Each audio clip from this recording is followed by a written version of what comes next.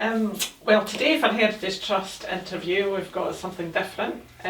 Today we've got Paul McGachie St John, who's the grandson of Arthur McGachie, who played for us in the 1930s. And he's come all the way over from America.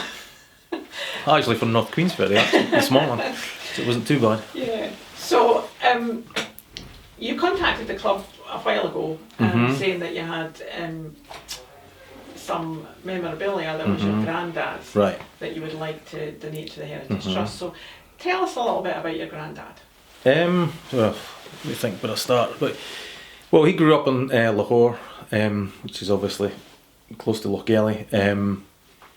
He was a miner. When I grew up, he was retired, and then I started finding out about when he used to play football, and he'd tell me some stories and stuff. But he was never. You would almost have to coax it out of him. He would never, once you got him going, and he would tell you some stories. But going back to the World War One times, his father died in World War One, and his uncle, and I think he was 13, 14 at the time, and he was the oldest of 5 or 6, I think 6, and then he had to quit school, and then go and work in the Mary Colliery in the pit to basically provide for the rest of them. So he had a tough. The more I think about it, he definitely had a tough existence.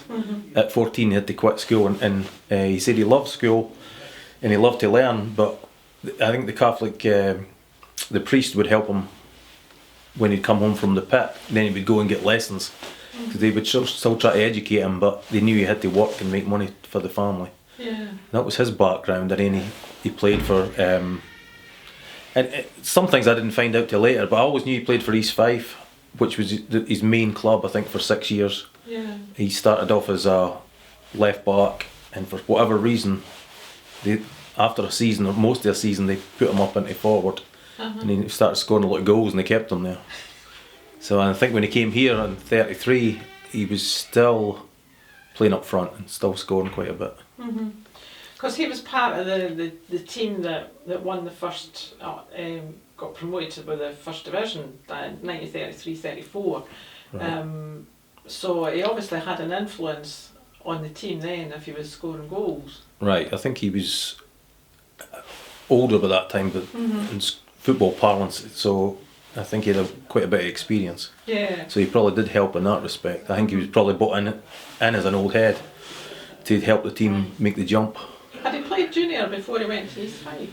He did. He played for Crossgates Primrose. All right. Okay. And his teammate obviously was the legendary John Thompson. So they were buddies. And then once he got older, he did a lot of stories for the Benetti Heritage Trust, and he wrote a lot of his stories down. Some of them are pretty funny. Are they? Yeah. So the Benetti Heritage Trust got them?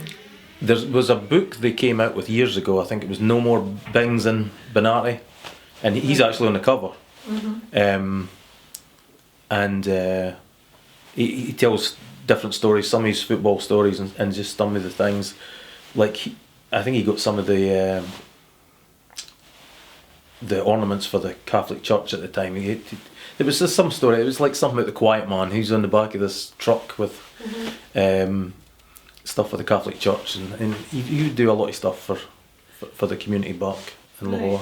Okay. And did they give you? Did they tell you any stories about the time that he played football? Yeah, the story. The funny stories that always stuck in my head is it was the 1920s. He was 33 when he came here, but he was playing in the 26-27 season and on, and he was one of the only few people in the area that had a motorcycle at the time. So the club, once the club East Fife found out about it, and I'm sure it was the same here, they weren't allowed to ride motorcycles. It was bad riding a motorcycle now. I can't imagine what it was like trying to ride it back in those days, but he's like, I'm keeping my motorcycle, so I'm riding to the games in my motor. He says, I didn't want to. The players would always get. He would tell me they would get train fares or bus passes or tram money to make your jump from Lahore. You would have to go into Edinburgh, and then he would say that you'd have to catch a train into Glasgow if you're playing Celtic or something. He says, well, I could just go there on my motorcycle in an hour or whatever. So we said I would take the train fare. He said, but I'd go on my motorcycle. He said, and I would ditch the motorcycle a couple of blocks from the ground, and he would act like he came in on the train. And he said they would all go back on the train home, and he said I'd get my motorcycle when I wear it.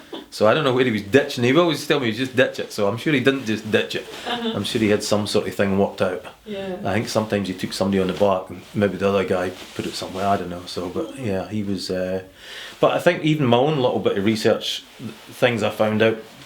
I mean, he was doing trials with Preston when they were a big team, Sunderland, Hearts.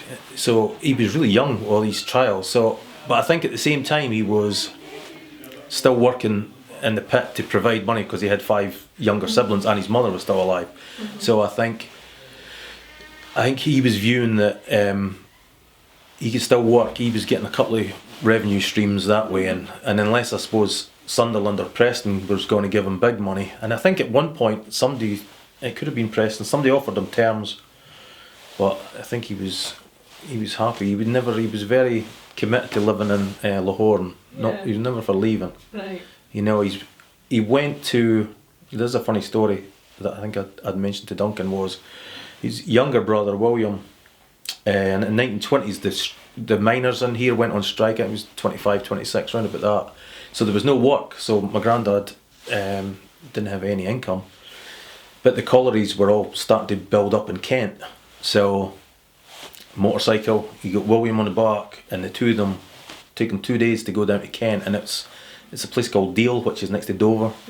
So it's 500 miles, and William went down on the back of the motorcycle holding on for grim death for 2 days, and he got to Deal.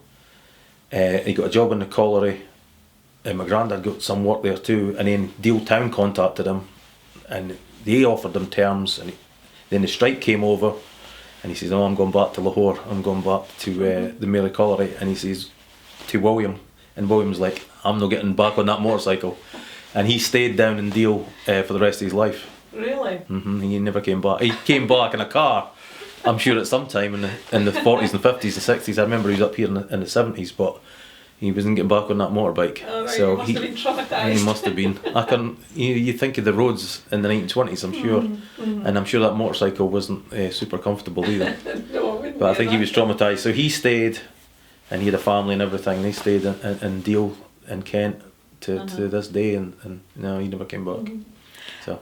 And once your granddad gave up football, do you know how he left Dunfermline? You know what the I'm not reason sure. I was? think he went. Well, I think he went to Cowdenbeath, but I don't know why. And you know, it was. I think it was just nothing ever came up, discussed, whatever. It might have just been a football thing or something. Yeah. You know. Did he get involved in football after that? I think he did stuff. I know my uncle Robert played for Alloa, and I know he was, and my granddad had something to do with, not getting him in, but just helping him, introducing him to clubs and stuff. Yeah. But that was back in the early 60s, before I was even alive, I think. So. Oh, right. So, you know, but he did stuff, and then in later life, he played a lot of golf. He liked to, you know, play a lot of golf, and he did a lot of delivery for Meals on Wheels, but he worked in the Mary Pit, which is down at Lahore Meadows. He was the last one out of there, because he had to go down the pit, as I say, at 13, because he was the sole breadwinner, and I think he got up the pit when he was in his early 20s, and he was like the engine winching man. So he basically, the miners went down, and he whatever it did to take the cages down, and he said once he got out of the coalface, he didn't want to go back. Right. So I'm sure I can't imagine doing that job. No. You know. No, yeah, and he did that for 8 or 9 years now. But once he got up to the coal top, the base of the pit, he stayed there. So and he worked those machines to the pit closed. So. Yeah. So what's your connection then with Dunfermline, because you were local as well? I was in Lochgelly, and for my sins I grew up a Celtic supporter, because I was and the funny thing, I remember being a kid, I think it was 4 or something at the time, and I wanted an action man, and I remember telling my parents to I wanted a Rangers strip for the Action Man. I don't know why, but the Action Man came. I think it was a Christmas present, and it had a Celtic strip on it. So they were like, "We're not going to be a Rangers supporter, obviously." I didn't know the difference when I was 4.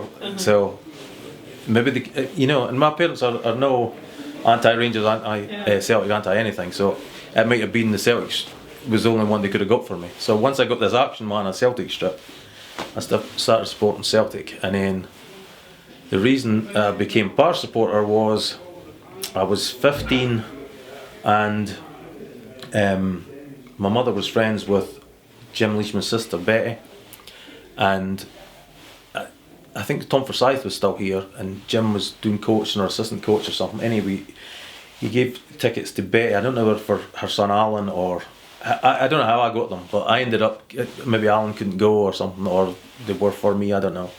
But anyway, I came here and it was a 7-1 game for Celtic.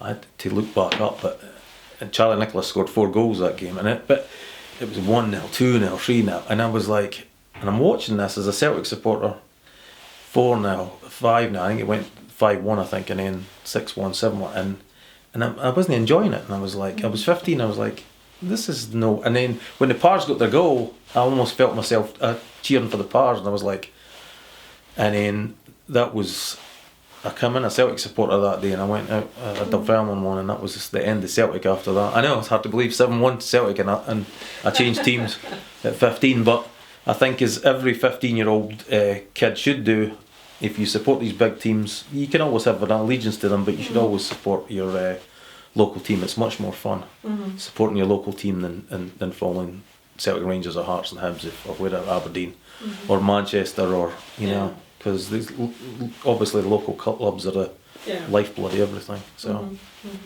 so you're now in the States, so where are you about in the States? I'm a little town called Elkins Park, which is in the suburbs of Philadelphia. Right, okay. So we're just that's where we are.